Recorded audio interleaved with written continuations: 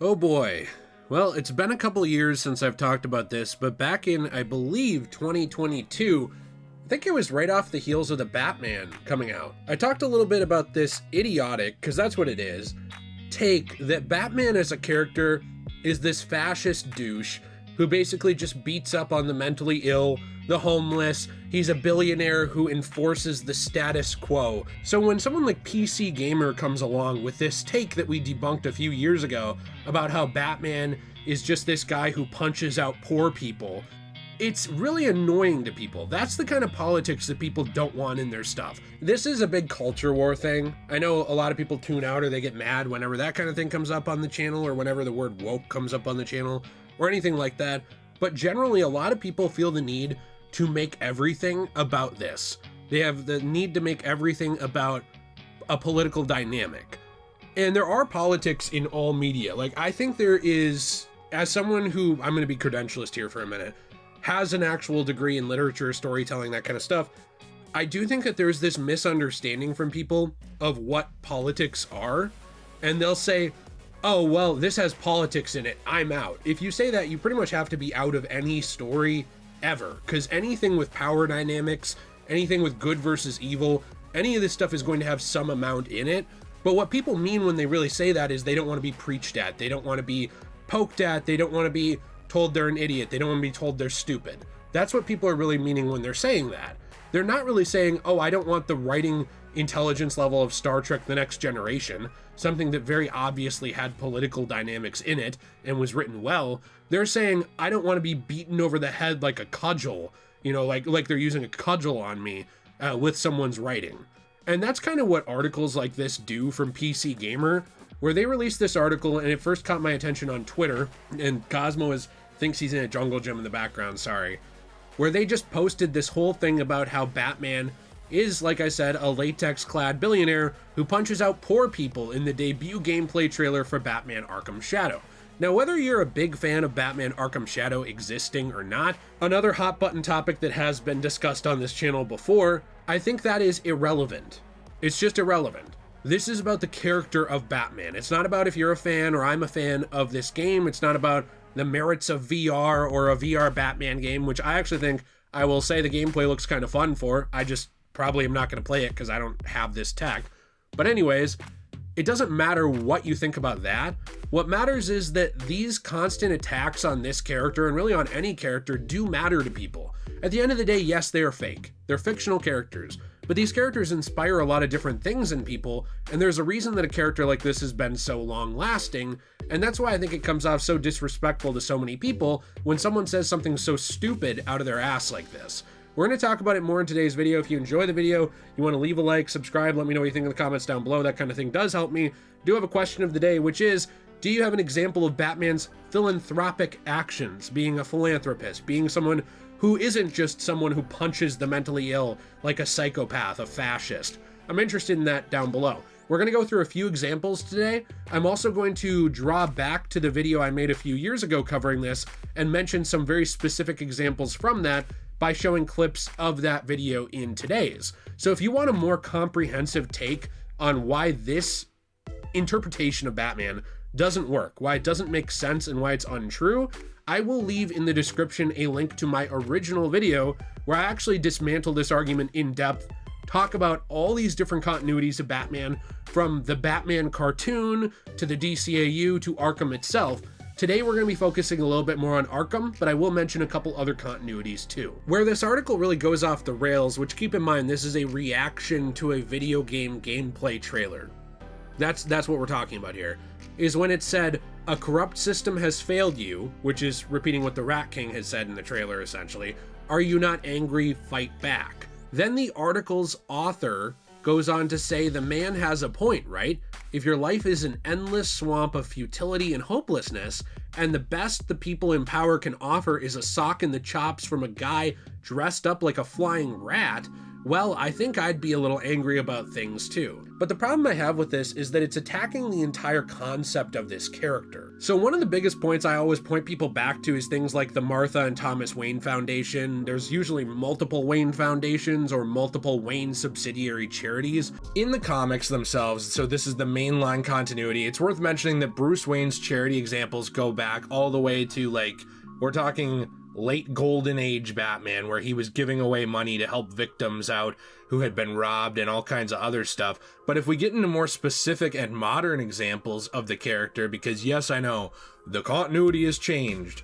Well, even in an event like after No Man's Land, Bruce Wayne essentially personally rebuilt Gotham City. He used all of his wealth to actually fund the recreation of Gotham City, because No Man's Land saw Gotham City get pretty much completely destroyed. I mean, it was in a massive state of disrepair. Batman has an insane history of helping out those who can't help themselves monetarily, but it's not just in the comics. A good example of this also exists in the Arkham games, because I know that that is a big popular version of Batman that, especially on this channel, people really love. But if we look through the Arkham games, and I tried to place these in chronological order, actually in Batman Arkham Origins Cold Cold Heart, which is the DLC story expansion about Mr. Freeze, that actually begins with Bruce Wayne hosting a New Year's Eve party at his own expense, which will see the Wayne Foundation Humanitarian of the Year award given out. So while we don't have a ton of specifics on how the Wayne Foundation operates in the Arkham universe, it's safe to assume that it operates in a similar way as it does in the comics. The Wayne Foundation has actually been a staple of the Batman character mythos since its introduction all the way back in 1964. So we are talking basically a 60-year-old almost part of the Batman character back in Detective Comics issue 328. So this charitable organization has been a Bat family mainstay for this whole time. And also what's important to note about it is it's not just one thing. The Wayne Foundation in the comics is a parent organization to two other charitable organizations under it, the Martha Wayne Foundation and the Thomas Wayne Foundation, both founded in memoriam of Bruce's parents, but they also go to help people across Gotham City. There is also an example of this in Arkham Asylum, where Bruce Wayne actually runs another foundation on top of this, which is the Bruce Wayne Foundation for the Criminally Insane. It's worth mentioning that Bruce Wayne personally appeared to advocate against the creation of Arkham City, because he believed that it was just an example of them throwing all of these people, some of them who are criminals who have nowhere else to go, some of them who are mentally incapable, and some of them who are actual super criminals who are very, very calculated and evil on purpose. He believed that it was just an example of throwing all of those together into essentially a giant war zone and letting them battle it out and destroy each other. He believed that that was wrong, and he personally appeared to advocate against that in the opening credits of Batman Arkham City, at which point he was subsequently captured by Hugo Strange, etc. You know the game. Finally, in Arkham Knight, it's worth mentioning that Wayne Enterprises actually pledged $300 million to redeveloping the area that had been turned into Arkham City by Hugo Strange, Ra's al Ghul, and others in Batman Arkham City. So even as far as Arkham Knight, Batman was still pledging hundreds of millions of dollars to help redevelop these areas and fix them up. He didn't have to do this. He could have just left it completely destroyed. It didn't matter. You know, Monarch Theater was still up. If all he cared about was the place where his parents died, well, then he wouldn't do this, right? He would just redevelop the Monarch Theater and put some kind of preserve around it. No, he wanted to actually fix up Arkham City and help Gotham. This is all just in the Arkham games. Another thing that's worth mentioning is that Batman, especially in the Arkham games, has always tried to give his villains an opportunity to do the right thing. Obviously, there's characters like Catwoman, which he certainly has a soft spot for, but even characters like Harley Quinn, characters, you know, that he's gone a lot easier on in the Arkham games than anyone else, you know, really just dismantling her and disarming her instead of just completely brutalizing her. A lot of other characters he's tried to just straight up work with or help. Like he tried to help Mr. Freeze during Arkham City with his wife Nora. There are many examples of this in the Arkham games, which is obviously the continuity that they're talking about in this article. This article it shows an example of this push for censorship around things that don't matter. It is really showing that era that I think is sort of phasing out because people are tired of it, where everything has to have like a really, really in-depth political message that lines up with your ideology. It really has to be something where you read into something, find where your morals, your ethics apply to it, and then you shit all over the thing. That's something that I think is kind of obnoxious. It's something I've seen, I will say, both sides do in America, but I think one definitely does it more, and I think that that shows here. Like, back when I was a kid, there was this push from people where it was like GTA was evil. And it was usually like the Christian right. It was like this idea of like GTA is evil, and there was a lot of misinformation around things. You know, like, oh, this kind of music, it's evil. Rap music, it's evil. It's from the devil. There was this like uninformed scare tactic back in the day, motivated by religion, of like, this thing is bad, censor it, get rid of it. As I've gotten older, something crazy I've noticed is that those same people now who would have followed that idea in the past, a lot of them now are like, hey, this thing isn't for me. I have my principles of this, that, and this, but I don't advocate that this should be censored. Like for me, for example, the only time I'm really a fan of art censorship, because some people will say, well, you never should be. Okay, like child imagery. Like when an anime shows a girl super sexualized with the body of an 11-year-old. I don't want to see that. I don't really think that should be being made. I think that's weird. I don't think anybody should be looking at people with children's bodies that way. I just don't think they really should. Maybe the one example that would fall under allowing that is like some person who's in their 30s who has a disorder that has affected their body. Like that's to me like the one example where I'm like, okay, whatever. But like when we're looking at, you know, anime, comics, manga, video games, things like that, to me it always comes off blatantly obvious of like, why are we putting someone with a kid's body in this situation? So the reason I add that is because I'm not someone who's like a free speech absolutist where I think there's nothing that should ever be held back. I do think that there are certain things we have agreed on as a society that you say, hey, let's not do that. Let's not show that. For example, images of minors. Let's not do that. You know, a free speech absolute society with no laws around your speech or conduct of your speech would allow things like that. I don't think anyone wants that for the most part. But I do think that when it comes down to it, this article, it shows an example of this push for censorship around things that don't matter, around things that you could just kind of like walk away from if you're not a fan of, put it down and say, hey, not for me. I don't really connect with the Batman character. I don't think it needs to be something where you try and dismantle the character and point out to people like he's some fascist who enforces white privilege and wealth and the system of inequality on everyone. That's never really been what Batman is about. If Batman was about that, you know what he could do? Because he's rich as shit? He could just sit down in his house in Wayne Manor and do nothing. And have a different girlfriend every night. And have copious amounts of alcohol.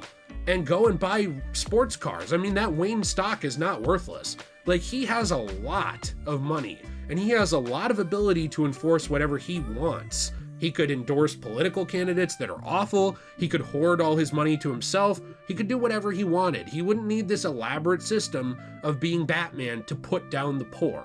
Batman is a character who has often reached out his hand in every continuity to villains to try and help them, to try and reform them, and to try not to see them as villains. There are very few people Batman has no sympathy for, and there are very few people that Batman wants to see hurt. This character, like Amanda Waller said in the DCAU, is one that I think very few other characters have cared as much about their fellow man. And it's frustrating to me to see this kind of thing, where you have this push. It's like a subtle, quiet push for censorship. It's a subtle, quiet push to put down this character that's been established for so long and means so much to us. And it's not a push for censorship on something because it's bad for everyone. Like I said, the reason I gave that example, because someone's gonna say, that's weird, why do you bring that up? The reason I gave that example of like child exploitation is because it's genuinely gross to me. It's disgusting. I don't think that's something that should be being made in art. That's an example where it's like I could see someone advocating, hey, this is bad, let's not be having this in media. But we're talking about Batman. We're talking about Batman here. I don't know. It's so annoying to me. It's so common to see takes like this, and I really think that they need to be poked at, dismantled, and just kind of honestly put down. I never encourage anyone to go after the writer of these articles. First off, because of the YouTube terms of service, but secondly, just because of my own moral principles. I think sometimes it's what they want. I think sometimes they want attention and victimization to be like, look at me, look at all these people. I think other times it's just wrong in general anyways, and why stoop to that level and engage with that? Talk about the argument, dismantle the argument. That's where I always try and leave it for the most part. But it's hard to not view people who write this as an idiot. It's very difficult to not view you, if you write stuff like this, as somebody who very clearly doesn't understand what's going on. Now, I say that vaguely. I don't want to say that about the name of the person, but like, it's mind-bogglingly dumb to keep seeing stuff like this far into the future after I made my original video. But let me know what you think in the comments down below. If you want to support this channel, you can leave a like, subscribe for more content. We have a Fortnite code, which is DJAY123. You can also use that same code for 10% off on your first purchase of CosmoBunny.shop. This is a website where we actually save comic books and manga that are being thrown in landfills. We actually dismantle them as well, like this argument. We take them, we turn them into a transformative art piece like a resin coaster, keychain, tray, and more. We also have handmade beaded jewelry here, which I think is very high quality. I love it. My wife Jill works very hard on all this stuff. As I record this, she's working on it. And I do want to say here really quick in a final aside, you know, I think a lot of people look at our store and they don't understand what it is. We never print up pictures. We never have printed up a picture of any character. We don't steal IP. We don't steal artwork. We don't do anything like that. We don't seek this stuff out. What we do is we seek out the comic book paper that is being destroyed. We save little bits and pieces of that art, transform it. That's what fair use was supposed to all be about, taking something old, turning it into something new and transformative. Then we make it for your home at a very affordable price, and we make sure the rest actually gets recycled instead of just ending up in a landfill. We actually recycle those things, put them in the recycling, and then, you know what? We know that that thing is actually going to be saved instead of rotting in the ground. So I hope you enjoy it. I hope you enjoyed the video. Have a fantastic day. And as always, everyone, stay shui.